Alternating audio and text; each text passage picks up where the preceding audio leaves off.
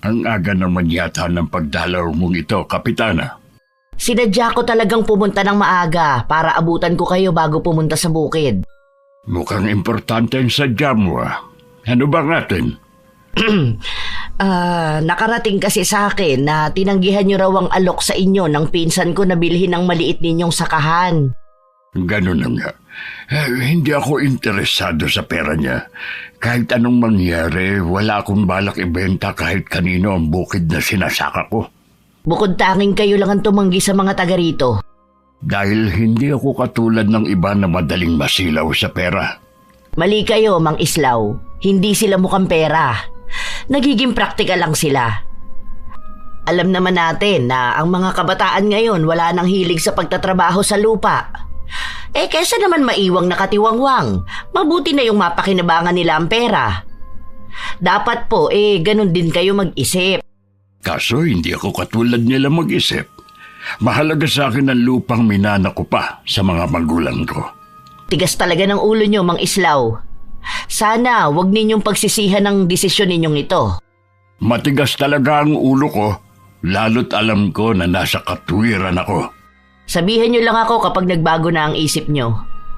O paano po, hindi ko na kayo aabalahin. Kilala si Kapitana Elena sa pagiging abusado at sakim sa barangay namin. May impluwensya din ng kanyang pamilya sa lugar namin. Hindi lang sa pagiging abusado kilala ang pamilya niya, maging sa pagiging kurakot nito sa pwesto. Alam ng marami na binubulsa niya ang pondo ng barangay. Pero walang maglakas ng loob magsalita. Bakit po ngayon lang kayo, Tay? Sel, kanina ka pa ba rito? Sinong kasama mong dumating? May 2 oras na po akong nandito. Wala din po akong kasama. Mano po, Tay? Kaawaan ka ng Panginoon. Naalala ko nga pala pasukan na. Kumusta ang mga apo ko? Ayos naman po sila. Lagi kayong bukang bibig ng mga apo nyo. Sana naman daw magbakasyon kayo sa bahay. Hayaan mo, kapag nagkaroon ng maraming oras, titigil ako sa inyo kahit ilang araw. Kailan pa kaya yun? Lagi nyo naman kasi ang sinasabi Ang dami kasing gawain sa bukid natin Kaya po ba ngayon lang kayo umuwi? Nag-awan na rin kasi ako habang hindi pa tag-ulan. Alam mo naman ang mga damo, ang bilis tumubo. Dapat po kasi umuupa na lang kayo ng tao na maglilinis ng bukid. Yun nga sana ang plano ko. Ang kaso mo, ang hirap naman maghanap ng taong uupahan. Lahat sila nasa construction na nagtatrabaho. Napansin ko nga po ang daming nagpapagawa ng bahay ngayon dito Halos lahat kasi ng mga taga rito ibinenta na mga lupa nila. Yun ang ginamit nila sa pagpapagawa ng bahay. Nabalitaan ko nga po na iisang tao lang daw ang nakabili. Oo, yung pinsan ni Kapitana. Buti po, Tay, hindi kayo inaalok na ibenta sa kanila ang sakahan nyo. Hindi ko lang sinasabi sa iyo, pero inalok na rin ako. Tumanggi lang ako. Kanina ngang umaga nandito na naman si Kapitana. Hindi ko po gusto ang pagpunta dito ni Kapitana. Mag-iingat po kayo Baka mapag-initan kayo, lalo tumanggi pala kayo. Hindi naman ako natatakot sa kanya. Di tulad ng mga taga rito. Ewan ko ba sa mga kabarangay natin? Kilala na kasi nilang abusado sa kapangyarihan. Ibinoto pa rin talaga. Wala tayong magagawa. Yung iba naman kasi mga takot. Dapat kasi hindi na pinabalik sa pwesto Harapan na ngang ibinubulsa ang pondo ng barangay Hindi naman kasi natin hawak ang pag-iisip ng mga tao. At saka, huling termino na rin naman niya. Pwede na po kayong tumakbo, Tay. Oras na matapos na ang termino niya. Ngayon pa nga lang, maugong na ang balita na pamangkin niya ang tatakbo sa susunod na eleksyon. Swapang talaga sa kapangyarihan.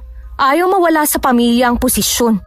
Alam naman ng mga tao kung anong klaseng pamilya sila. Nasa kanila na yun kung iboboto nila ang pamangkin niya. Sa bagay nga po. Ay, may dala nga po pala akong merienda dyan. Kumain po muna kayo. 2 araw na ako sa bahay ni Itay nang dumating si Kapitana Elena. Kasalukuyan nun nasa bukid ang Itay. Napansin kong napakunot ang noo niya nang makita ko. Nandito ka pala? Kailan ka pa dumating? 2 araw na akong nandito sa amin. Ang itay ko ba ang sadya mo? Oo sana eh. Nandyan ba siya? Nasa bukid siya eh. Mamaya pa ang uwi niya. Ang tanda na ng tatay mo, hinahayaan niyo pa siyang magkakapatid na magtrabaho sa bukid. Dapat sa tatay mo, nagpapahinga na lang. 69 pa lang naman ang itay. Mukha lang siyang matanda sa totoo niyang edad dahil sa trabaho at bilad sa init ng araw. Tsaka, manghihina ang itay kapag napirmi siya sa bahay. Matanda lang pala ang tatay ko ng 3 taon. Kaya lang maagang nagretiro. Ang dami na kasing nararamdaman sa katawan. Sa awa ng Diyos, wala namang sakit ang itay kahit rayuma. Oo nga pala. Kaya ako nandito dahil... Dahil sa lupang sinasaka ni itay? Diba sinabi na niya na hindi siya interesado na ibenta? Bukod tanging kayo na lang kasi ang hindi pumapayag eh. Pamana pa kasi yun ng mga magulang ni itay sa kanya. Mahirap sa kanya na basta na lang yun ibenta. Naiintindihan ko naman siya. Kasi may mga lupa din na pag-aari ang mga magulang ko. Ang kaibahan nga lang, hindi nyo binibenta. Bakit ba kasi kayo nakikipagmatigasan ha? Kakapiraso lang naman ang lupa ninyo eh. Mabuti sana kung ekta-ektarya. Hindi naman. Bakit kasi ang kulit mo ha? Sinabi naman namin na wala kaming balak na ibenta, di ba? Ang pinsan ko ang may gustong bumili ng lupa ng tatay mo. Nahihiya lang kasi ako sa kanya dahil masyadong pakipot ang itay mo. Nahihiya ka sa pinsan mo, pero hindi sa amin na ginugulo mo. Hindi ako nang gugulo. Maayos akong nakikipag-usap sa'yo at sa tatay mo. Baka naman nagpapataas lang kayo ng presyo. Kung tutuusin naman kasi, napakababa ng alok nyo. Hanggang doon na lang ang alok ng pinsan ko. Hindi natataas pa. Ayos lang ho. Wala naman ho kaming balak na ibenta. Sige, sasabihin ko na lang sa pinsan ko. Habang nasa bahay ako ni Itay, marami pa kaming nabalitaan tungkol sa ginagawa ni Kapitana. Katulad ng mga benepisyo na dapat sa mga hikahos sa barangay namin. Pero napunta lang sa mga hindi karapat-dapat. Ang mga nakinabang lang ang malapit sa kalan, ika nga nila, at mga kamag-anak niya. Nakita ko po na nagpapaayos ng bahay si Kapitana. Kaya pala galing dito yung anak niyang binata. Nagtatanong kung merong gustong pumasok na helper. Siguro po may nakuha na namang pondo kaya nagpapagawa. Saan pa ba kukuha? Wala naman sila mga hanap buhay at wala rin namang trabaho ang asawa. Kung hindi po kayo dinaya noon, sigurado na hindi ganito kahirap ang buhay ng mga taga rito sa atin. Hindi naman kasi kayo kurakot at may malasakit talaga kayo sa mga kabarangay natin. Hindi rin siguro ako nakatadhana para sa politika. At saka hindi rin naman natin kayang patunayan na dinaya ako noon. Tay, kung tumakbo po kaya ulit kayo. Masyado na akong matanda para tumakbo pa. Wala naman pong limitasyon ng edad sa pagtakbo bilang kapitan. Ang mahalaga naman po may puso sa paglilingkod sa kapwa. Nasa inyo rin po ang kwalifikasyon para kumandidato. Wala na sa isip ko ang bagay na yan. Marami namang paraan para matulungan ko mga kababaryo natin nang hindi kailangang kumandidato pa ako. Iba pa rin po kasi kapag nasa posisyon kayo. Pwede nyo rin pong mapigilan ng mga nahalal na sariling kapakanan lang ang iniisip. Kapag ganyan na malawak ang impluensya, minsan mahirap na rin buwagin. Kung sa bagay nga po, biruin nyo, nakailang takbo na, hindi pa rin nadadala ang mga tao. Ang nakikita ko rin kasing rason kung bakit nananalo si Elena. Dahil na rin masyadong matimbang sa mga taong salitang tropa naman nila at kamag-anak pa rin. Paano? Nakikinabang din sila. Hindi man lang nila iniisip yung mas maliliit. Buti sila may kaya na sa buhay. Wala na tayong magagawa sa bagay na yan. Ang mabuti pa, kalimutan mo na lang ang nakaraan na eleksyon kung saan ako natalo. Matagal na rin naman kasi yun Napagkwentuhan lang naman po natin. Ayoko lang kasi na mapag-initan ka. Baka kasi makarating to kay Elena. Magkaroon pa siya ng maling interpretasyon na hindi ka pa makalimot sa nangyaring yun. Wala naman po sigurong magpaparating sa kanya nang napag-usapan natin. May kasabihan nga, may tenga ang lupa at may pakpak ang balita. Hindi natin alam kung sino sa mga nakapaligid sa atin ang kakampi ni Kapitana. Sa bagay nga po, halos lahat naman ng mga taga rito mga balimbing. Maayos lang kausap kapag kaharap. Ay, siya nga pala. Munti ko na makalimutan. Huwag mo nang banggitin sa mga kapatid mo na pinipilit bilhin sa akin ang lupa natin. Alam mo naman na maiksi din ang pasensya nila. Ayoko lang na lumaki pa ang gulo. Sige po, Tay. Kung sakaling may malaman sila, hindi ako ang nagsabi. Ayoko rin naman na mapahamak sila. Pagkatapos nga ng 1 linggo, bumalik na muna ako sa bayan. Nagkataon naman na nawalan ng trabaho ang asawa ko. Kaya siya na muna ang nag-aasikaso sa 2 naming anak na pawang nasa high school na.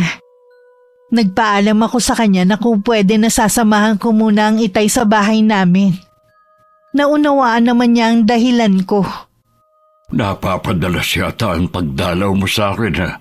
Baka naman magalit na ang asawa mo niyan. Wag po kayong mag-alala. Mabait po si Chris. Naiintindihan niya po ang dahilan ko. Mas gusto ko kasi na wala ka rito sa atin Bakit naman po? May nangyari po ba habang wala ako? Hindi ko alam kung ano nangyari. Pero nang puntahan ko mga pananim ko sa bukid, lahat binunot mula sa lupa. Ang ilan sadyang sinira. Kung kailan malapit ko nang anihin. Wala pong gagawa nun kundi si Kapitana. Huwag kang magpadalos-dalos, mahirap ang magbintang. Kahit wala po tayong ebidensya, alam naman natin na si Elena lang ang pwedeng gumawa nun. Ipasa Diyos na lang natin ang lahat. Ay hindi po pwede yun. Nagpunta na po ba kayo sa barangay para ipablatter ang nangyari? Oo, kaya lang ang sabi nila baka hayop daw ang gumawa noon. Anong klaseng hayop naman po kaya ang gagawa nun? Halatang meron lang silang pinagtatakpan Kung hindi nila maresolba, ayos lang. Ay naku, Tay. Mabuti sana kung hindi nyo ginastusan ang mga tanim nyo. Hintayin na lang natin kung anong hakbang na gagawin nila.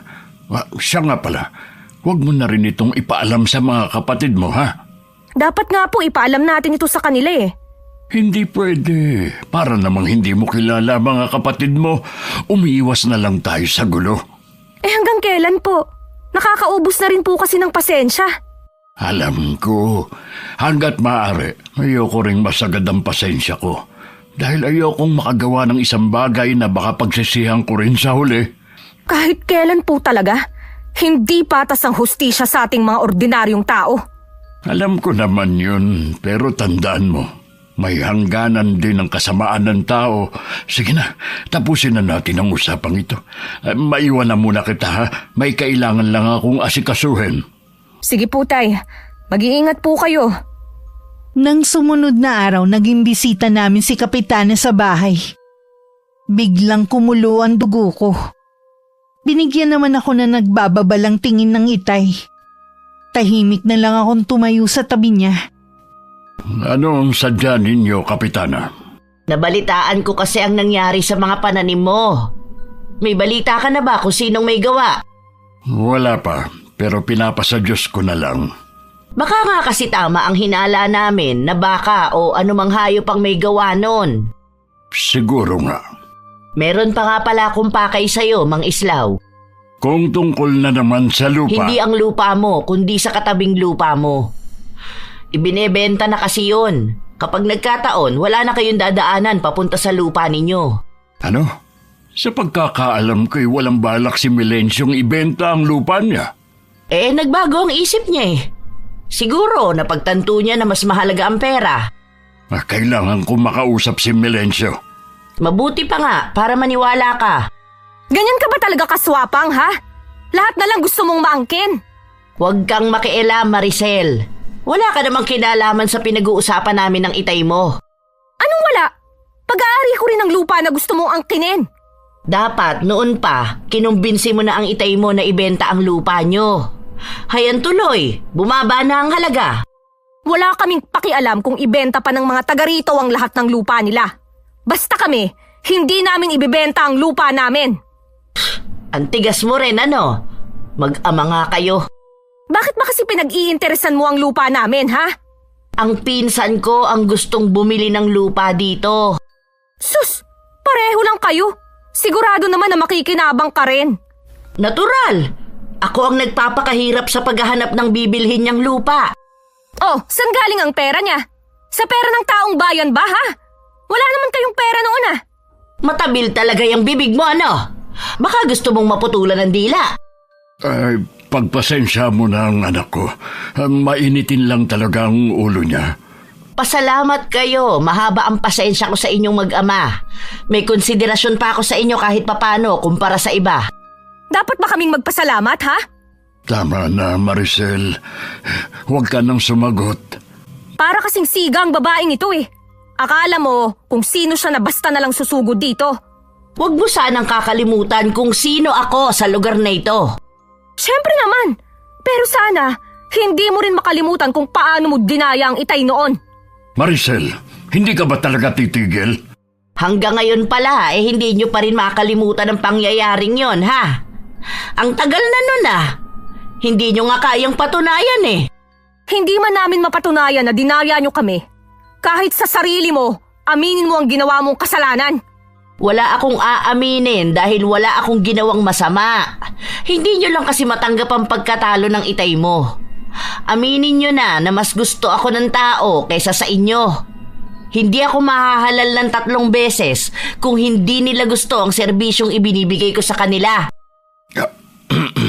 Nakikiusap ako sa inyo, Kapitana. Kung nasabi niyo na ang mga gusto niyong sabihin, sana'y umalis na kayo. Sige, aalis na ako. Pero babalik ako rito. Dala ang pera. Hindi nga namin Hindi balak. ka ba talaga masaway, ha? Para kang bata. Hayaan mo na siyang umalis. Narinig niyo naman ang sinabi niya, eh. Parang sigurado na siyang makukuha nilang lupa natin. Kapag nakumpirma ko kay Melencio na pumayag na siyang ibenta ang lupa niya, wala tayong pagpipilian kundi pumayag na rin. Tay naman! Sa tingin mo, saan tayo dadaan papunta sa lupa natin? Ang tanging paraan lang ay ang lumipad. Handa na po ba kayong mawala ang lupa na galing pa kay na lolo at lola? Sa ayaw at sa gusto natin, nakatadhana nang mawala sa atin ang lupang yun. Tingin ko kay Itay tumanda siya ng ilang taon. Dahil sa kinakaharap naming problema, hindi na rin namin naitago sa mga kapatid ko ang sitwasyon. Kahit sila hindi rin nagustuhan ng tila panggigipit sa amin ni Kapitana.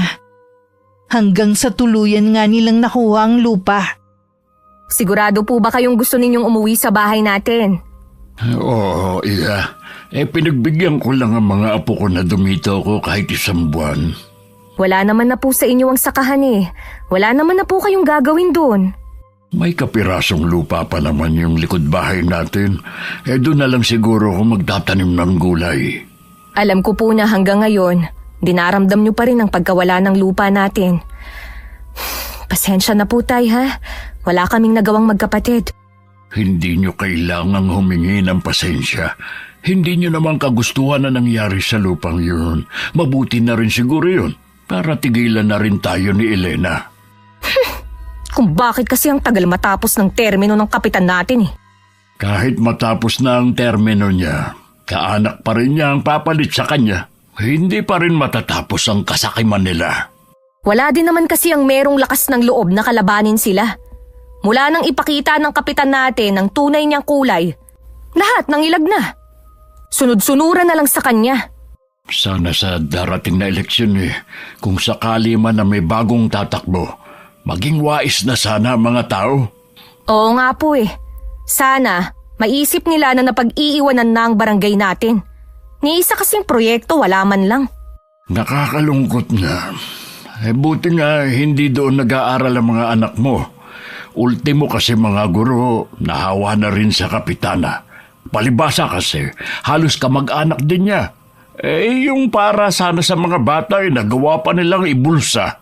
Kahit ang mga magbubuti sa atin, wala nang gustong pumasok. Dahil kailangan nila magbayad para makakalakal lang sa atin. Wala talagang patawad. Ay, paano? Alis na ako, ha? Atay, bakit hindi nyo na lang kaya ibenta ang bahay natin dun? Alam mo naman na nandun ang alaala ng nanay niyo. Mahirap sa akin na basta na lang mawala ang bahay na yun. Nahirap din naman po sa amin. Kaya lang po mas nag-aalala po kami sa inyo lalo't mag-isa lang kayo. Huwag niyo na akong alalahanin. Kaya kong pangalagaan ang sarili ko. At saka, may mga kapitbahay naman tayo doon. Uso pa naman ang bayanihan sa ating mga mahihirap. Hindi nila ako pababayaan kung sakaling may mangyari.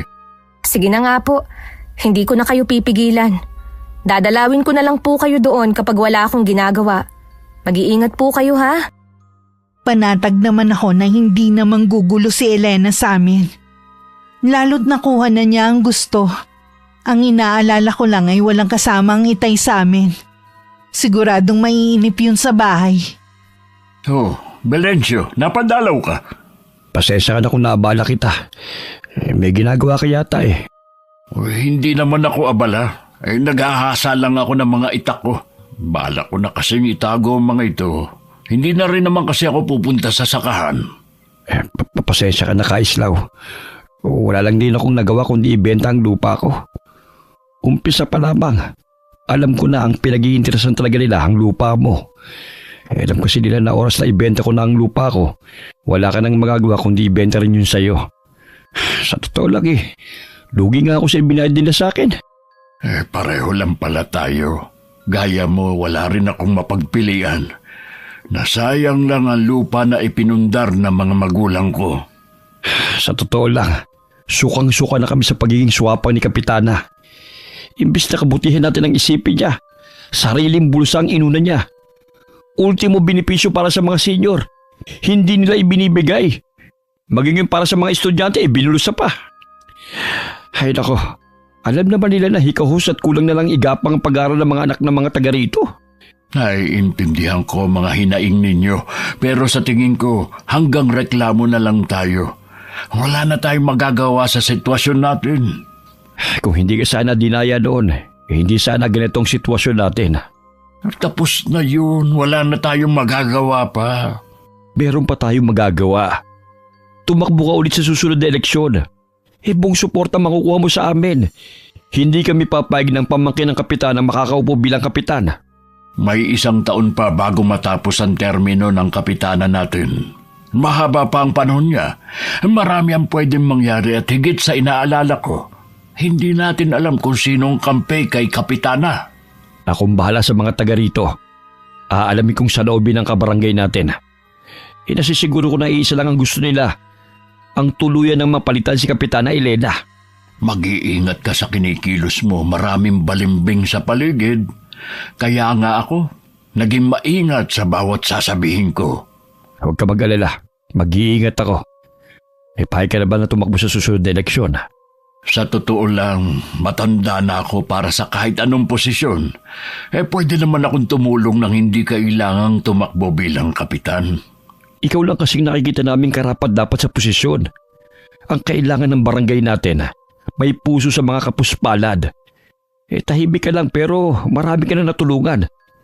Isa yun sa kinagagalit ng kapitan natin. Wala siyang karapatan na magalit. Hindi naman ako humihingi sa kanya ng pagtulong sa mga taga rito. Kung siya ba naman gumagawa ng paraan, sana may silbi siya. Yun na nga Mabuti hindi ka hinihikayat ang mga anak mo na umalis na dito sa lugar natin.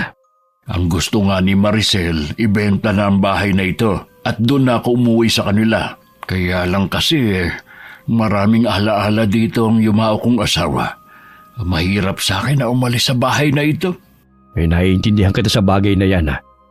Pareho kasi tayo halos ng sitwasyon Ang gusto rin ng mga anak ko lumayo na kami sa lugar na ito. Gamitin na lang daw namin yung perang pinagbentahan ng lupa sa pagbabagong buhay. Kung ayaw mo ng magulong buhay, tama din naman ang mga anak mo. Sabi ko sa kanila sila na lamang ang lumayo. Mas gusto ko pa rin kasi na dito tumira kung saan ako nagkaisip at lumakit nagkaroon ng sariling pamilya. Ay sana nga, bago man lang magpantay ang mga paa ko, bumalik na sa dati ang barangay natin. Yung simple at tahimik na buhay. Dahil hindi na ganong abala at madalas na nasa bahay na lang, maraming nakarating kay Itay ng mga tiwaling gawain ng kapitana namin. Isa na ron ang pagpayag na magkaroon ng sabong sa lugar namin nang walang permit. Kanino ko utang ang pagdalaw mo rito, Mang Islaw? Hindi na ako magpapaligoy-ligoy pa. Hindi ko gusto ang ginawa mong pagpayag na magkaroon ng sabungan dito sa barangay natin. Doon pa talaga sa mismong bakanteng lote sa tapat ng kabahayan. At sino ka para questionin ako? Wala na ngang maipakain ng mga tao sa pamilya nila, pinayagan mo pa na magkaroon ng sabong dito sa atin. May permit ka ba para mag-operate? Kung magsalita ka, akala mo naman mas marami ka pang alam sa akin. Baka nakakalimot ka kung sino ako. Hindi ko nakakalimutan na ikaw ang punong barangay namin. Pero sana naman magkaroon ka kahit konting pagmamalasakit sa kapwa mo. Imbis na kasi trabahong ibigay mo sa kanila, tinutulak mo pa talaga sila sa pagsusugal. Kung nagmamalasakit ka sa kanila, edi ikaw ang magbigay ng trabaho. Dati pa naman ako nagbibigay ng trabaho sa mga nangangailangan nung may lupa pa ako. Paano yan? Wala ka ng trabahong maibibigay dahil wala ka ng lupa. Kaya nga nakikiusap ako sa iyo na kung maaari, gumawa ka ng proyekto na maaaring makatulong sa mga taga rito. Akala mo yata ang laki ng pondo ng barangay natin no? Maaaring hindi kalakihan pero sapat para matulungan mo ang mga tunay na nangangailangan. Hindi lang yung mga taong malapit sa iyo. Hindi ko na nagugustuhan yung mga lumalabas sa bibig mo, Mang Islaw. Ang mabuti pa, umalis na kayo. Huwag niyo nang pakialaman ng mga bagay na wala namang kayong alam. Nagmamalasakit lang naman ako sa mga kabarangay ko. Hindi ko kasi matiis na manahimik na lang sa isang tabi. Ang sabihin nyo, likas sa inyo ang pagiging pakialamero. Nagbibida-bida kayo porque hindi lang kayo nanalo noon bilang kapitan. Sa tingin nyo, sa ginagawa nyo, makukuha nyo ang loob ng mga taga rito? Matagal ko nang nakuha ang loob nila, kaya nga ganon na lang ang pagmamalasakit ko sa kanila. Mang Islaw, hindi naman pala problema ang ipininta nyo rito. Ang mabuti pa, umuwi na lang kayo. May parating din ho kasi ngayon na mga taga-munisipyo.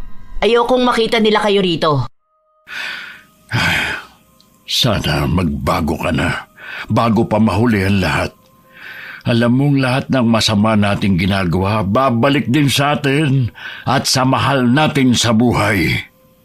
Nang dumalaw ako sa bahay ng Itay, ganun na lang ang gulat ko.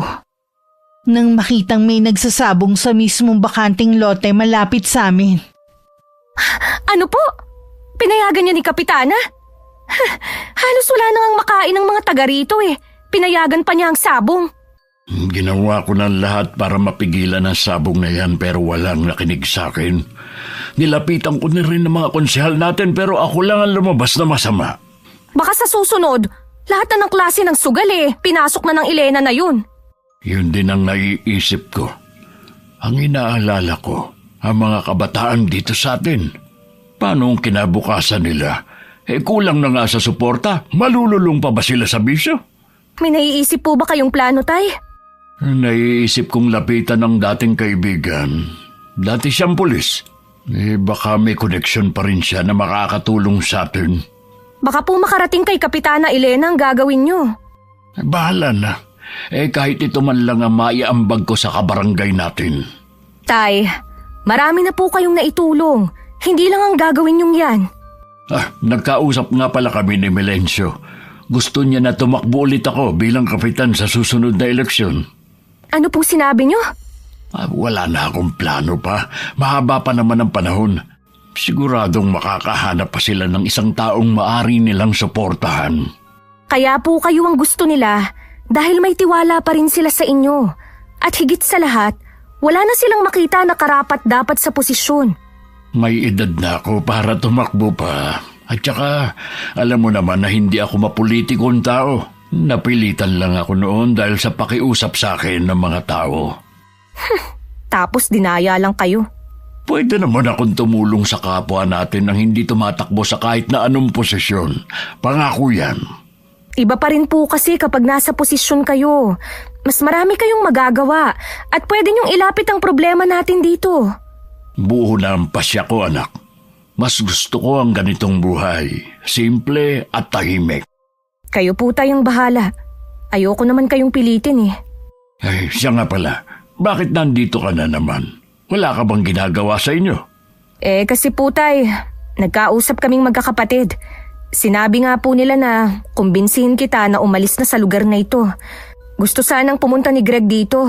Pinipigilan ko lang. Baka kasi magpang-abot lang sila ni Elena. Hanggang ngayon pala'y galit pa rin si Greg sa kanya. Hindi nyo naman kasi siya masisisi.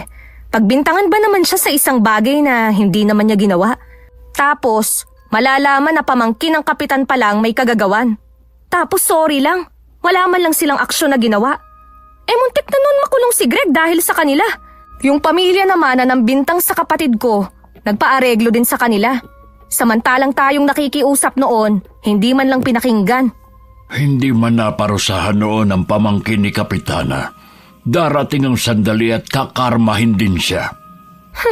Hindi naman yata tinatabla ng karma ang mga yun eh. Hindi pa kasi dumarating ang araw nila. Ang ingay naman ng mga pumupustang ito. Buti nakakapagpahinga pa kayo. Hindi na nga eh. Kaya inaabala ko na lang ang sarili ko sa pagtatanim sa likod bahay. Kung bakit kasi dito nila yan inilagay eh. Alam naman na bahayan to. Bakit hindi nila ilagay sa bakuran nila? O kaya dun mismo sa bakanting lote malapit sa barangay hall? Kaya nila dyan punesto yan dahil tago nga naman. Huwag mo na lang silang pansinin. Hayaan mo silang magkagulo sa pagpusta. Ilang araw lang ang nakalipas, may nagpunta ng mga pulis at hinuli ang mga nagsasabong. Parang mga langgam na nagpulasan ng mga tao. Kanya-kanya silang takbo sa iba't ibang direksyon. Hindi ko maiwasang maawa sa iba. Lalo't alam ko na wala silang pampiyansa. Mabuti na lang hindi ko pinayagan yung anak ko na pumunta nung araw na yun. Dahil kung hindi, dako. Sa pagpapiyansa lamang sa kanya mapupunta ang perang pinagbilhan ng lupa namin. Salamat nga pala sa pagditimbre mo ha. Lagi ko kasing nakikitang nanunood ang anak mo eh. Ayo, naengganyo din dahil sa mga kaibigan eh. Pero hindi naman siya tumataya. Matanong ko nga pala. Paano mo nalaman na may mga pupunta ritong pulis? Basta alam ko lang. Di lumabas din na wala naman talagang permit na mag-operate ng sabong dito sa atin. Kaya lang galit na galit si Kapitana. Marami sa mga kaanak niyang nahuli. Kasama ng anak niya. Mabuti nga para magtanda sila. Kaislaw, parating si Kapitana. Ano kaya ang sadya niya? Mukhang galit siya. Palapit na rito.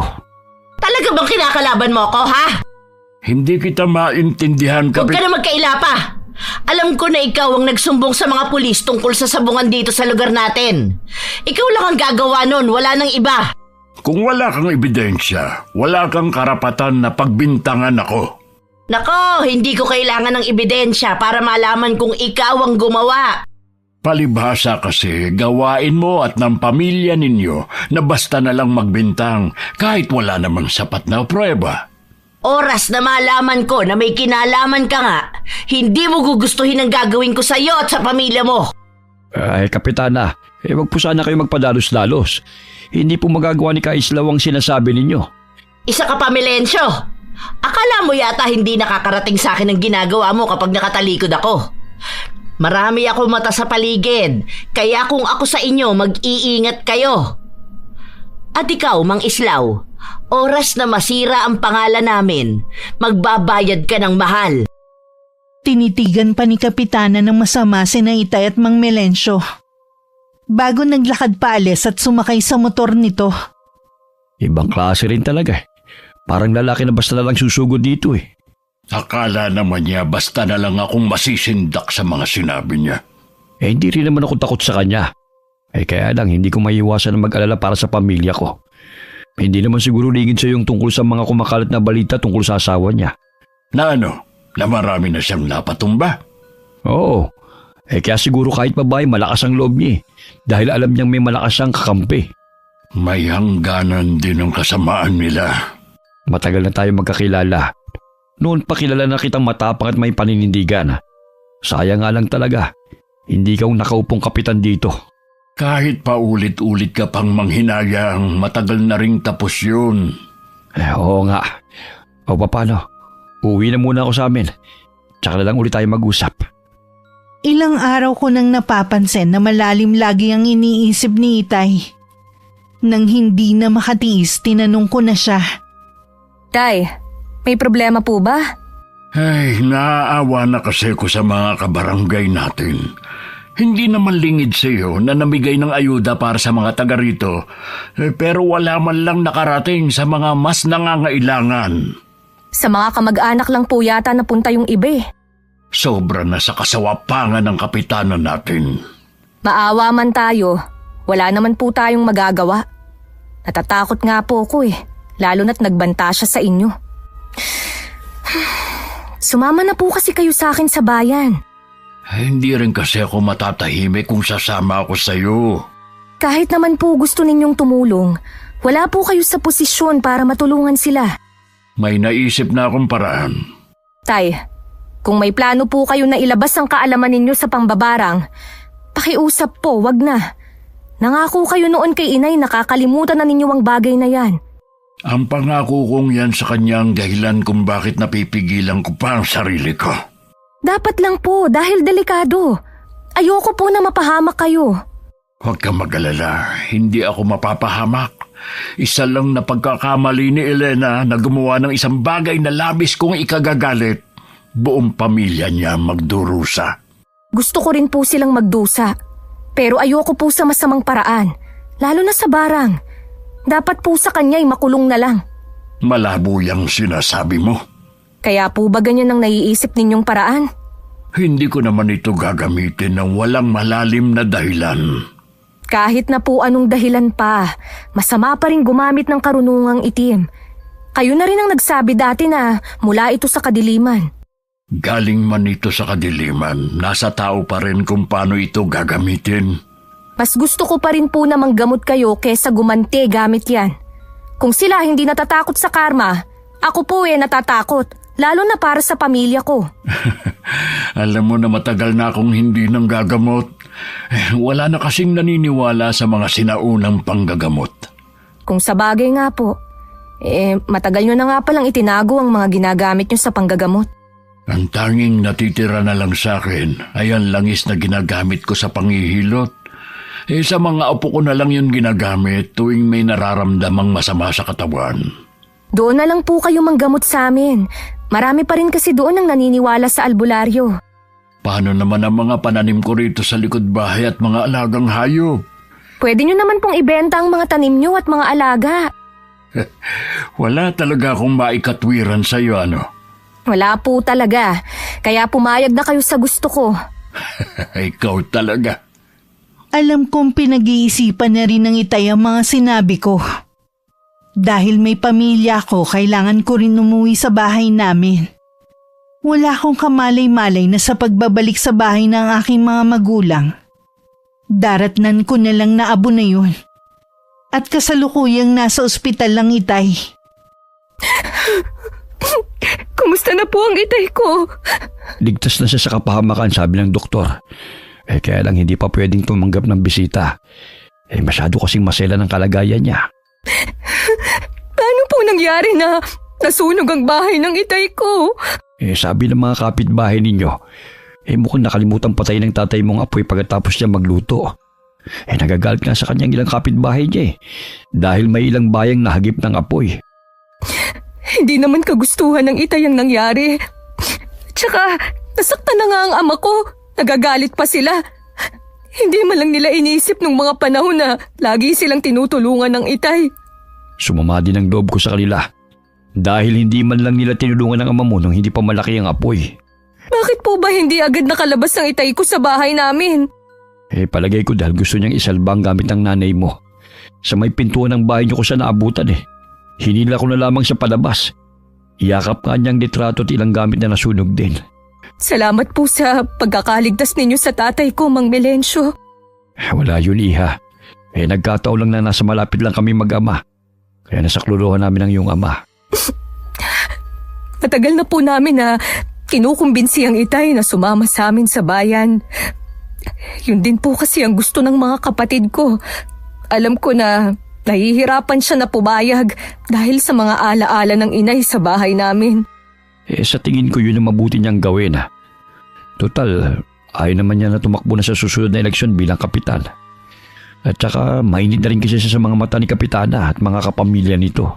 Bigla ko pong naisip, paano po kung hindi aksidente ang nangyaring sunog? Kilala ko po ang itay na maingat kahit noon pa. Sumagi na rin yan sa isip ko. Pero wala naman tayong katibayan. Mahirap din magbintang. Alam ko naman po. Kaya lang, iba talaga ang kutob ko sa nangyari. Hintay na lamang natin ang magising ang itay mo. Baka meron siyang maibigay na impormasyon. Dumating na rin ang mga kapatid ko ng araw na yun. Lahat sila hindi makapaniwala sa sinapit ng aming ama. Pare-pareho din kami ng hinala na baka sinadya ang nangyari. Dahil sa malubhang pagkasunog ng balat ni Itay, hindi kami maaaring pumasok sa loob ng silid niya. 1 buwan din siya sa ospital. At halos masaid ang pera namin sa mahal ng gamutan. Kasalukuyan ako nagluluto nang makarinig ako ng nabasag sa silid ni Itay. Nagmamadali akong pumunta. Nadatnan ko ang basag na salamin sa sahig habang nakatayo ang Itay. Ano pong nangyari, Tay? Huwag po muna kayong lalapit. Baka maapakan niyo ang bubog. Ano ba kasing ginagawa ng salamin na yan sa kwarto ko? Matagal na po yan dito sa kwarto. Baka ngayon nyo lang po napansin. Teka lang, Tay, ha? Kukuha lang ako ng walis at pandakot. Iniwan ko lang sandali ang Itay dahil pinatay ko ang kalan. Pagbalik ko ng kwarto, wala na ang Itay. Nakita ko na nasa balkonahe siya. Magmula nang tumira sa bahay ang Itay, lagi na lang ako natataranta. Lagi na lang kasi siyang galit at lagi rin nakasigaw. Pati mga anak ko nangingilag na rin sa kanya. Dahil sa aksidente sa isang iglap, nagbago na siya. Sinadya niyo po bang basagin ang salamin? Oo, dahil pinapaalala lang nito ang itsura ko ngayon. Diba, sabi naman namin sa inyo, nag-iipon lang kaming magkakapatid ng pera. Tapos ipapaayos namin ang itsura ng mukha niyo. Sa palagay nyo kaya may pag-asa pang maayos sa mukha ko. Gagastos lang kayo ng malaki, pero hindi na magbabago ang itsura ko. Ilaan nyo na lang sa ibang bagay ang pera nyo. Lahat po gagawin namin para sa inyo. Narinig mo ba sinabi ko? Ilaan nyo na lang sa ibang bagay ang pera ninyo. Alam ko po kasi na nahihirapan din kayo dahil sa kalagayan nyo. Sana namatay na lang ako nung gabing yun. Kesa naman nabuhay nga ako. Para naman akong halimaw na ultimo mga apo ko natatakot sa akin. Hindi po natatakot sa inyo ang mga apo nyo dahil sa itsura nyo. Kundi natatakot sila dahil lagi kayong galit. Nawala na ang dating magiliw at mabait nilang lolo. Dapat masanay na sila na hindi na babalik sa dati ang kanilang lolo. Tay, huwag nyo namang sabihin yan. Pati kaming mga anak nyo, namimiss ang dating kayo. Binago ng pangyayari na yun ang buhay ko. Ang gusto ko na lang makapaghiganti sa mga taong gumawa nito. Ho? Akala ko ho ba, aksidente yung nangyaring sunog. Yun din po ang sabi ninyo sa mga pulis na nagtanong sa inyo. Kapag ba sinabi ko ang totoo, magkakaroon ng hustisya nangyari sa akin. Alam mo ang batas para lamang sa mga mapepera. Kilala niyo po kung sino ang sumunog sa bahay natin? Oo, ang anak ni Kapitana at ang pamangkin niya. Kaya din ako natagalan dahil kinandado nila ako sa loob ng bahay. Mga hayop! Mga walang puso! Paano nila nagawa ang bagay na yon? Maniningil na ako sa kanila. Uunahin ko silang dalawa.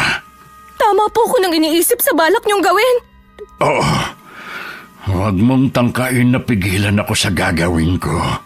Dahil kung hindi malilintikan ka sa akin. Tay, kung hindi man po mabigyan ng hustisya ang nangyari sa inyo, ipaubaya na lang natin sa may kapalang mga gumawa nito. Ako ang naagrabyado kaya akong maniningil. Huwag mo rin itong mababanggit sa mga kapatid mo. Kung ayaw mong itakwil kitang anak. Magagawa niyo po yan sa akin? Oo. Kaya huwag mo ko subukan. Mas mahalaga pa pala sa inyo ang paghihiganti kaysa sa akin na anak niyo. Puro galit ang nasa puso ko. Hindi ko na alam kung kaya ko pang magmahal ulit at makaramdam ng simpatya sa kapwa ko. Mula na maging ganito ako, ni isa sa mga natulungan ko, hindi man lang nangumusta sa akin. May kasabihan nga po na makikilala mo ang isang tao sa oras ng kagipitan. Si Mang Milencio at ang pamilya niya lang po ang nanatiling nasa tabi natin noon mula nang nasa ospital kayo. Ngayon malakas na ako. Uumpisahan ko na ang plano ko. Mula ngayon, ayoko nang papasok kayo sa kwarto ko nang walang pahintulot. Tay, Inaasahan kong susundin mo lahat ng mga sinabi ko. Mabigat man sa loob ko ang gustong mangyari ng Itay, wala akong nagawa kundi sumang-ayon na lang. Nang sumunod na araw, naging bisita niya si Mang Melencio. Maasahan ka talaga. Salamat sa iyo, Melencio. Saan mo gagamitin ang mga yan? Mabuti nang wala kang alam para na rin sa kaligtasan mo. Sige. Hindi na ako magtatanong pa. Ano na nga pala ang balita sa lugar natin? Sa mga tao roon, wala ka talagang maaasahan. Parang hindi mo sila natulungan noon. Ni isa sa kanila, wala man lamang nagmalasakit. Tama ka nga, mga balimbing sila.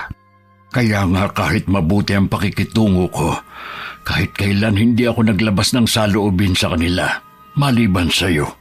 Salamat sa pagtitiwala mo. Nakausap ko nga pala si Kapitana. Kinukumusta ka? Ang lakas naman ng loob na kumustahin niya ako. Malakas ang kutob ko na siyang nag-utos na sunugin ang bahay ko. Siya lang ang may motibo para gawin yon. Pinagbantaan niya rin ako noon. Lahat na yata ng kasama nasa kanila na. Sa kabila ng lahat, namamayagpag pa rin sila. Sila rin ang pinaghihinalaan ko . Kahit anong gawing isip ko kasi, imposible na masunog ang bahay mo kung hindi sinadya. Nakakalungkot lang. Hindi mabibigyan ng hustisya nangyari sa iyo. May ibang paraan para magbayad sila sa ginawa nila sa akin. Huwag ka maglala. Ikaw mismo makakasaksi sa pagbagsak ni Kapitana. Napansin ko lang, parang may nagbago sa iyo. Nararamdaman ko rin sa pananalita mong matinding galit. Kung may balak kang gumante, huwag na. Baka imbis na makulong sila mabaliktad pa ang pangyayari. Sa tingin mo kaya may magagawa pa ako sa kalagayan ko ngayon? Ni hindi ako makalabas ng bahay. Lahat ng nakakakita sa akin ay natatakot. Pasensya ka na kung napag-isipan kita ng hindi maganda. Gusto ko rin naman na magbayad sila. Pero ayoko na ikaw mismong maningil. Karma ang maniningil sa kanila. Hindi lang sa ginawa nila sa akin, kundi sa lahat ng ginawa nila ng masama. Kung may kailangan ka pa, tawagan mo lamang ako sa numero ng anak ko. Sasabihin na lamang niya sa akin. Maraming salamat sa iyo. Baka ito na rin ang huling beses na hihingi ako sa iyo ng pabor. Mula nang dumalaw si Mang Melencio, lingid sa amin na isinagawa na ng Itay ang kanyang plano. Nagsimula sa pamangkin ni Kapitana na si Mike. Habang kasama ang mga kaibigan nito, bigla na lang daw natumba ang lalaki. At saka ng Isay. Napasigaw na lang ang mga nakakita ng labasan nito ng napakaraming uri ng insekto na lumilipad. Para bang nanahan ng napakahabang panahon ng mga yon sa loob ng katawan ng lalaki. Isa ang anak ko sa nakakita sa pangyayari. Hanggang ngayon nga hindi siya lumalabas ng bahay dahil sa takot. Ano daw po kayang nangyari sa pamangkin ni Kapitana? Ang sabi ng ilang residente, tingin daw nila barang nangyari sa pamangkin. Noon pa kilala na sa pagiging sutil ng taong yun . Maraming nakagalit. Kaya hindi malabo na ipinabarang siya. Nailibing na po ba ang pamangkin niya? Oo, bali 2 araw lang ibinurol. Sabi kasi ng mga nakilabay, para daw may umuugong sa loob ng nakasedyong kabaong. Para bang may gustong kumawala sa loob nun? Yun na po siguro ang karma nila. Marami nga pala sa mga kapamilya ni Kapitan ang may sakit kayon. Kabilang ng asawa niya. Para bang bigla silang isinumpa. Nung makita ko nga kahapon si Kapitana parang walang tulog ang itsura. Siguro labis siya naapektuhan sa nangyayari. Kulang pa po yun sa mga ginawa nilang kasamaan. Pero hindi ko naman hinangad na magkaganon sila. Sadya lang talagang naniningil na ang tadhana sa kanila. Galit ako sa Kapitana natin. Pero ang hiling ko lang noon bumaba siya sa pwesto. Pero hindi ko akalain na mas matindi pa ngayon ang nangyayari sa kanila. Nahinto ang pag-uusap namin nang dumating na ang Itay. May pinuntahan siya kanina at ngayon lang nakabalik. Napadalaw ka, Melencio. May pinuntahan kasi akong bahay malapit dito. Kaya naisipan ko na rin dumaan. Nabanggit nga ni Sen na umalis kang araw. Buti lumalabas ka na ngayon. Kaya sa lagi ka lang nakakulong dito sa bahay ninyo. Naiinip din kasi ako. Basta naka-jacket na may hood, nakakalabas naman ako. Ano nga pala ang balita? Wala na yung pamangkin ni Kapitana na si Mike. Yung may malaking atraso sa anak mong si Greg. Talaga? Di halos mabaliw-baliw ang mga magulang. Solong anak lang kasi yun ang mga magulang niya. Sinabi mo pa. At halos lahat sila ngayon may sakit. Pabalik-balik nga daw sa ospital eh. Wala naman daw makitang sakit. Lalo na yung asawa ni Kapitana. Inaani niya na ngayon ang kasawapangan niya sa pera at kapangyarihan. Ganun na nga. Kung patuloy sa pagkakaroon ng sakit ang pamilya nila, malamang maubos ang pera nila. Yun naman talaga ang dapat. Maubos ang yaman nila na hindi naman nila pinaghirapan. Dahil sa nangyayari doon, gusto mo nang lumayo ng mag-iina ko. Yung pinuntahan kong bahay malapit dito, pag-aari ng kapatid ng asawa ko. Pansamantala muna sila doon titira. Bala ko na rin kasing ibenta ang bahay ko ron. Huwag kang malungkot kung lilisanin niyo man ang lugar na yun. Sa bagong bahay na lilipatan niyo, sigurado puro swerte ang darating sa inyo. Sana nga. Dahil ilang taon na rin kami nagtitiis ng pamilya ko. Dapat nga noon pa kami lumipat. Ayoko lang kasi naiwan ang lugar kung saan ako ipinanganak. Naiintindihan kita sa bagay na yan. Kung hindi nga nasunog ang bahay ko doon, hindi mo talaga ako mapapaalis. Alam ko na gusto niyo rin makibalita sa nangyayari sa atin. Sasabihan ko na lamang kayo sa mga kaganapan. Hindi na rin nagtagal si Mang Melencio sa bahay. Halata naman kay Itay ang pag-iwas. Agad na rin kasi siyang pumasok sa loob ng kwarto. Samantala natataranta na rin si Kapitana Elena sa nangyayari sa kanyang pamilya. Nang mga oras kasi na yon may sakit na rin ang kanyang anak. Para siyang mababaliw. Ano ba kasi ang nangyayari sa inyo? Bakit masabay-sabay kayong nagkasakit? Lintik naman kasi itong mga doktor na tumitingin sa inyo, mga walang kwenta. Puro pera lang ang alam. Hindi man lang kayo masuri ng tama. Ay, ano ba kasing mga sakit ninyo?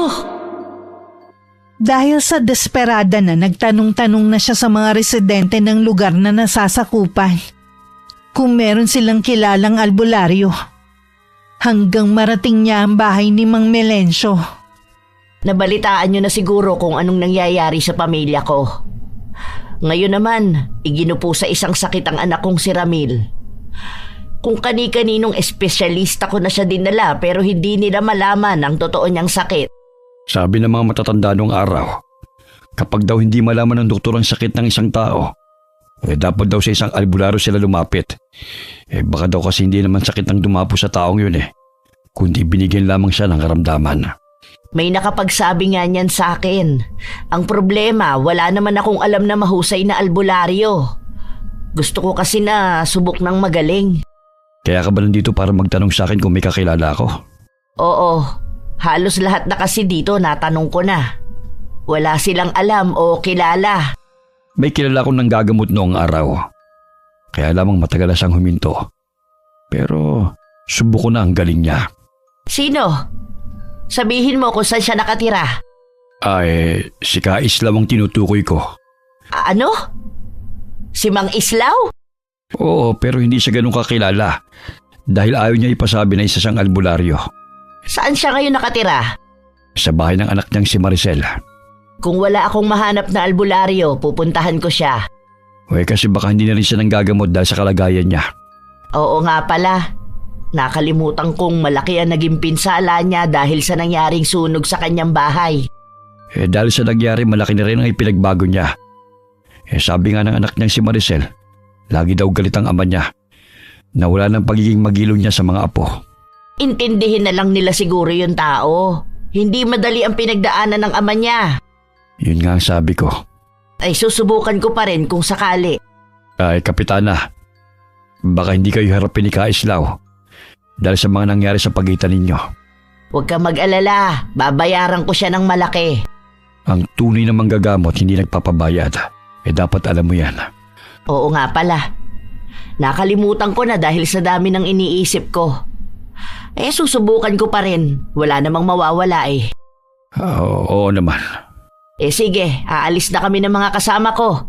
Magtatanong din kami sa iba pa. Sana makahanap na kayo ng lunas sa sakit ng anak mo. Isang araw hindi ko inaasahan ng pagdating ni Kapitana sa bahay namin. May mga kasama siya pero siya lang ang lumapit. Mabilis kong hinagod ang itsura niya. Baka sa kanya ang matinding problema na pinagdadaanan. Anong masamang hangin ang nagdala sa'yo dito? Nandyan ba ang tatay mo? Wala siya rito ngayon.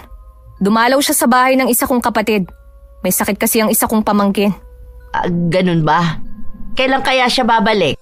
Baka mamayang gabi o hindi kaya bukas na. Hindi ko alam eh. Ano ba kasi ang sadya mo sa tatay ko? May nakapagsabi kasi sa akin na mahusay na albularyo ang itay mo. Bala ko kasing ipagamot sa kanya ang anak kong si Ramil. Tama ba ang narinig ko? Lumalapit ka sa tatay ko para ipagamot ang anak mo? Huwag kang tumawa dahil wala namang nakakatawa sa sitwasyon ng anak ko. Hindi naman ang kalagayan ng anak mo ang tinatawanan ko eh, kundi ikaw mismo. Ang lakas kasi ng loob mo na pagkatapos ng mga ginawa mo dati, pupunta ka dito para sabihin lang na ipapagamot yung anak mo. Kahit ano gagawin ko, basta gamutin lang ng tatay mo ang anak ko. Handa rin akong magbayad. Kahit buong kayamanan mo pa ang ibigay mo sa amin, hindi gagamutin ng itay ang anak mo.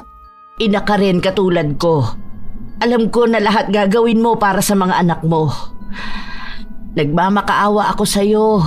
Kausapin mo ang itay mo para gamutin ang anak ko. Araw-araw siyang pinahihirapan ng sakit niya. Hindi na siya nakakatulog sa sobrang hirap na nararanasan niya. Hiniling na niya na painumin na lang daw namin siya ng lason para matapos na ang paghihirap niya. Sa tingin mo, dahil sa pagkikwento mo sa paghihirap ng anak mo, maaawa sa iyo ang itay kapag nalaman niya? Kilala na mabait at matulungin ang itay mo. Alam ko na maaawa siya sa anak ko. Dati yun. Pero mula nang masunog ang bahay namin na dahilan para mapinsala din siya, nagbago na ang itay. Hindi na siya katulad ng dati. Susubukan ko pa rin siya nakausapin. Kung ako sa'yo, sa iba ka na lang lumapit.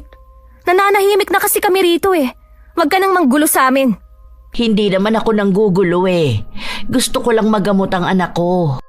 Hindi gagamutin ng itay ang anak mo kahit lumuhod ka pa.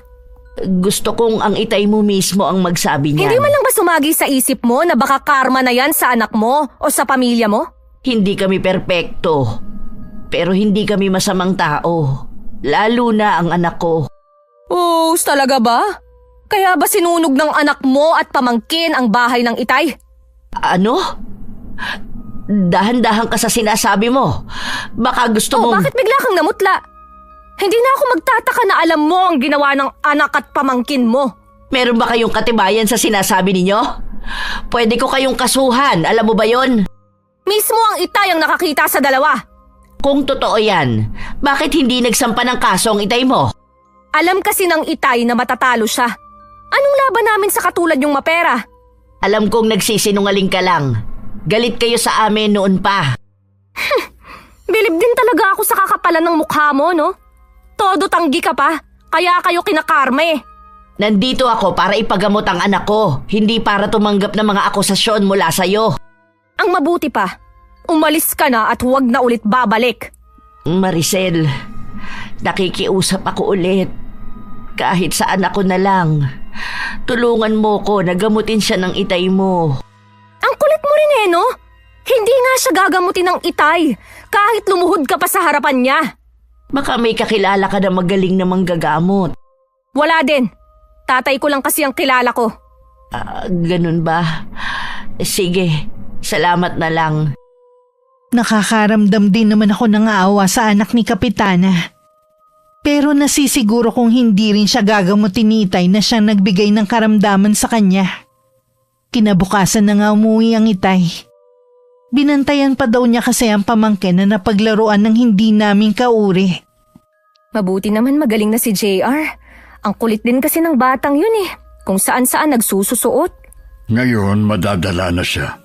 Binilinan ko na rin na laging makinig sa mga magulang. Baka sa susunod ka ko baka dalhin na siya sa mundo ng mga engkanto. Tay, meron nga po pala akong sasabihin. Ano yun? Nanggaling po dito si Kapitana. Hinahanap kayo. Bakit naman niya ako hinahanap? Hihingi sana siya ng tulong para gamutin ang anak niya. Sa akin pa talaga siya lalapit ha. Huwag na siyang umasa na gagaling pa ang anak niya. Makikita niya mismo sa mga mata niya kung paano magdusa at mamatay ang anak niya. Talaga po bang wala nang puwang sa puso ninyo ang pagpapatawad? Bakit ba tinatanong mo yan sa akin? Hindi pa ba sapat ang nangyari sa akin para hindi ako magpatawad? Bigla ko pong naisip kasi na, paano kung sa mga anak ko nangyari ang sa anak ni Kapitana? Bilang ina masakit at hihilingin mo talaga na sa'yo na lang ipasa ang sakit na nararamdaman ng anak mo.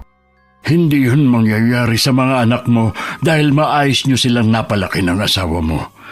Ang anak ni Elena, walang puso katulad nilang mag-asawa. Kaya tigilan mo na ang pagkukumpara. Hindi naman po ako nagkukumpara. Huwag na natin silang pag-usapan pa. Kapag bumalik ulit si Elena, ayoko siyang harapin. Bahala kang magtaboy. Baka hindi na rin po siya bumalik dahil sinupalpal ko siya. Sinabi ko na alam natin na anak niya at pamangkin ang nagsunog sa bahay niyo. Siguradong itinanggi niya yon. Ganun na nga po. Siya pa nga ang nagalit imbis na magpakumbaba. Oras na maisagawa ko na ang huling dasal.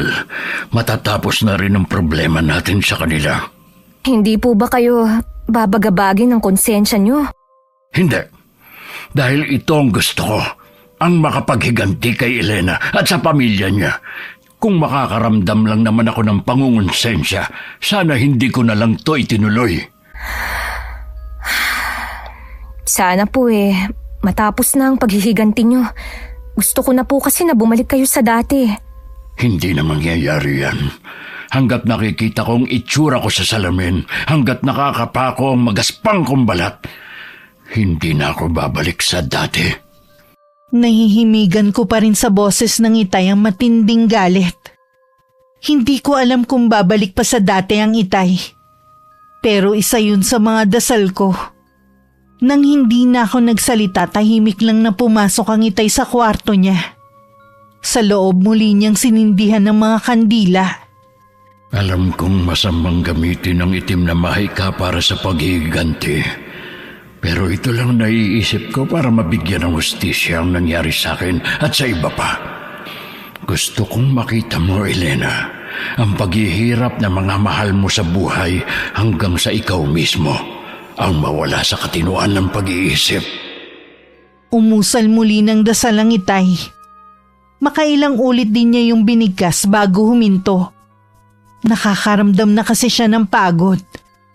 2 araw ang lumipas, hindi ko inaasahan na babalik muli si Kapitana Elena. Kita sa kanya ang kakulangan sa tulog. Mas payat din siya ngayon at walang ayos. Bumalik ka pa talaga, ha? Buong gabi na umiiyak at sumisigaw ang anak ko. Hindi na rin siya nakakakilala. Naglalabasan na rin ang mga uod sa mga sugat, bibig at tenga niya. Alam ko na binabarang ang anak ko katulad ng pinsan niya. Nagmamakaawa ako na sabihin mo sa Itay mo na tulungan ng anak ko. Lahat ng sasabihin at hihilingin niya ay ibibigay ko. Sinabi ko na nga na nanggaling ka dito nung isang araw. Gaya ng iniisip ko, ayaw ng Itay na tulungan ka. Nandito ba ngayon ang Itay mo? Saan ka ba kumuha ng tapang para pumunta dito, ha? Ay, Mang Islaw. Bakit parang nagulat ka? Di ba gusto mo akong makita? Nandito ako. Masdan mo ang pinsala ng sunog sa akin na kagagawa ng anak at pamangkin mo. Ginawa nilang nakakatakot ang itsura ko. Alam mo bang iniiwasan ako ng mga tao at kinatatakutan ng mga bata dahil sa itsura ko? Huwag mong sisihin ang anak ko at pamangkin. Wala silang kasalanan sa nangyari sa iyo. Ipagkakaila mo pa talaga? Ni hindi ka nga makatingin sa akin ng diretsyo? Masdan mo na ako ng mabuti dahil ito ang una at huling beses mo akong makikita. Mang Islaw, pagalingin mo lang ang anak ko. Tutulungan kita na bumalik sa dati ang itsura mo. Sa tingin mo maniniwala ako sa'yo, ha? Isinusumpa ako sa ngalan ng aking anak. Hindi ko na rin gusto ang sinasabi mo. Matanda na rin naman ako. Mabuti pa, umalis ka na. Huwag mo muna akong talikuran. Nakikiusap ako sa'yo. Lahat gagawin ko. Gusto mo bang maibalik ang lupa mo? Ibabalik ko sa'yo kapag napagaling mo ang anak ko. Hindi na ako interesado sa lupang yun. Ang gusto kong malaman kung ano ang motibo ninyo sa pagsunog sa bahay ko. Sinabi ko naman na... Makakalis ka na! Teka lang, aamin na ako. Gusto talaga namin na patayin ka. Palalabasin namin na aksidente ang nangyari. Nagpresenta lang ang dalawa sa asawa ko. Hindi ko naman akalain na ganun ang mangyayari. Patawarin mo ko, Mang Islaw. Hayop ka! Ang sama niyo! Tao pa ba kayo, ha? Mas masahol pa kasi ang asal niyo sa hayop! Ganun ba talaga kayo kagalit sa akin? Dahil ba sa sabong, kaya gusto niyo akong patayin? Isa yun sa mga dahilan. At yung kumakalat na balita na tatakbo ka daw sa susunod na eleksyon. Natatakot ang asawa ko na maging hadlang ka sa mga plano namin. Para sabihin ko sa'yo, hindi banta ang Itay. Dahil kahit kailan, wala siyang balak na tumakbo kahit marami ang nag-uudyok sa kanya. Kung gusto mong mailigtas ang anak mo, pumunta ka sa pulisya at aminin ang mga kasalanan mo. Makukulong ako kapag umamin ako. At saka paano ko malalaman na mapapagaling mo ang anak ko? Kaya ko yung gawin kahit hindi ko puntahan ang anak mo. Hindi ako naniniwala. Alam ko pinupuntahan ng albularyo ang biktima at saka ginagamot. Sumama ka muna sa akin. Hindi lang ako ordinaryong manggagamot. Ako ang bumarang sa anak at pamangkin mo. Ano? Ikaw ang bumarang sa kanila? Totoo ba ito? Kaya mamili ka. Buhay mo o buhay ng anak mo? Sige gagawin ko ang sinabi mo. Isusuko ko ang sarili ko. Kailangan lang na mapagaling mo ang anak ko. Nang malapit na sa police station si Kapitana Elena, nagbago ang isip niya. Hindi na niya gustong makulong. Naisip din niya na oras na sumuko siya, lalabas lahat ng baho nila mag-asawa. Anong gagawin ko?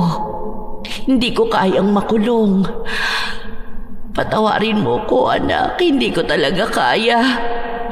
Baka naman binawi na ni Mang Islaw ang sakit mo dahil akala niya sumuko na ako. Tama. Naisahan ko rin ang matandang yon. Masigla pa nang umuwi sa kanila si Kapitana. Pagdating sa kanila, narinig niya ang mga nag-iiyakan. Ganun na lang ang kaba na napatakbo siya sa kwarto ng anak niyang si Ramil. Nakapaligid sa kama ang asawa at ilang kaanak. Nang makalapit siya, dun niya nakumpirma na wala na ang kanyang anak. Sabi ng asawa niya, gumaling na kanina ang binata. Nawala ang sugat at biglang lumakas. Makaraan ng ilang minuto, bigla na lang daw itong nanghina. At saka lumabas na ang mga bulate, uod at mga alupian sa tenga at ilong. Patawarin mo ako, anak. Hindi ko alam na mangyayari ito. Sana ako na lang ang nagsakripisyo. Patawarin mo ako.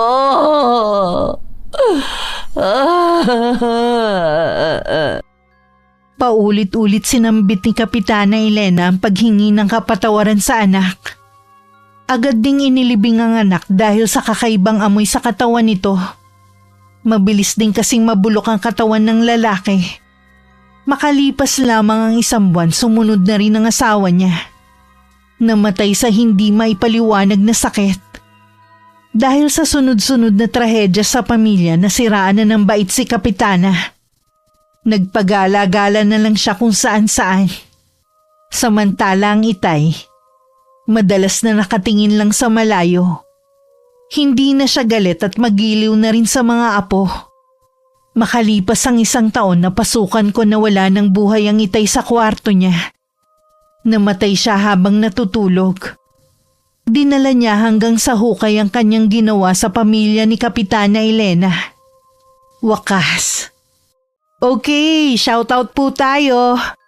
Sana nagustuhan niyo po ang story natin ngayon. Shoutout kina Sean, Samuel, and Sebastian. Shoutout sa Enaria family, especially kay Runalyn Enaria. Get well soon po. Hello kina Jennifer, Jenny B, Irish at sa pinakamamahal na apo ni Isidro Tumaliwan na si Jayden. Hi kay Ampi Taroy from Catanduanes. Shoutout sa mga taga-Attic Clothing na sina Kuya Wiggler, Kuya Mario, Gerald, Adrian, Jonas, Miko, Ate Veron, Aprilyn, Ruth at Grace. Hello po sa inyo at sana nakasubscribe po kayong lahat sa akin. Hi kay Annalyn Pasamik from Singapore. Hello kay Elizabeth Pamintuan from Pampanga. Hi kay Mary Grace Sausa from Antipolo City. Hello kay May Esgana Marfil. Hi kina Marie Claire, Russell, Rosie at Alicia. Hi kay Mary Joy Sabaresa from Agos Bato, Camarines Sur. Hello kay Florence Lucinario from Valenzuela City. Hi kay Del Kabusbusan. Hello kina Ate Auring, Ate Ne, Minda, Faye, Jerilyn, Emily, Kuya Dennis at Poging J ng Amira Boxes Handicraft ng Laguna. Hi kay Malusuklan from Cuenca, Batangas. Hi kay Genevieve Rubinos from Antipolo City. Hello kay Estela Cabral da Silva from Switzerland. Shoutout sa Pedernal family. Hello po kay Nanay Barbara Sobremonte at kina Pining, Tina, Lydia at Narsing Sobremonte from Quezon City. Hi kay Raquel Hasegawa from Osaka, Japan. Shoutout kay Ricky Bernadas at sa Bernadas family ng Roa City, Capiz. Hi kay Lynn Toledo from Bacolod City. Hi kay Inang Ausa from San Narciso, Quezon at shoutout sa Satrain family ng San Narciso, Sitio Trangka. Hello kay Lenny Jean Inyan Cuare from Calibo, Aklan. Hi kina Miles at Jamil from Quezon City. Hi kay Mitch from Hong Kong. Hello kay Maymay from Laguna. Hi kay Leonora Mandigma from Cabuyao, Laguna. Sorry na late na pero happy anniversary pa rin sa inyong mag-asawa. Hi kay Lilian Del Rosario from Naik, Cavite. Hello kay Richel Adapon. Shoutout kina Bingat Bonton, Manny Bocar, John Michael Aquino, Danny Lauron, Lester Campilan ng Commissary Department ng Reyes Pizza Hub. Maraming salamat po sa patuloy na pagsuporta at pakikinig. Ingat po lagi. God bless. Ang aga naman yata ng pagdalaw mong ito, Kapitana.